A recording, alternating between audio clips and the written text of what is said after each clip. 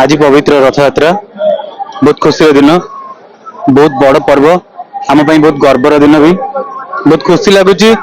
आज एत लोक गहली एत जोर खरा तथापि बाधा लगुनि ना कष्ट लगुनि कि ना ना खरा को भी किसी लोक भी मानु ना एत माने ठाकुर प्रेम एत पूरा माति जे आज आसिक एत लोक भिड़ भी होती बहुत खुशी लगुच भल भी लगुच। ସେଇଟା ତ ଗୋଟେ ଭକ୍ତର ଗୋଟେ ଭଗବାନଙ୍କ ପାଇଁ ଗୋଟେ ଭଲ ପାଇବା ଯେତେବେଳେ ଏତେ ବଡ ଭଗବାନ ଯେତେବେଳେ ବର୍ଷରେ ଥରେ ତାଙ୍କ ଭକ୍ତଙ୍କୁ ଦର୍ଶନ କରିବା ପାଇଁ ଯେତେବେଳେ ସିଏ ବଡ ଦାଣ୍ଡକୁ ଓହ୍ଲେଇ ଆସେ ସେତେବେଳେ ଭକ୍ତର ଲୁହ କିଛି ବି ନୁହେଁ ତା ପାଖରେ।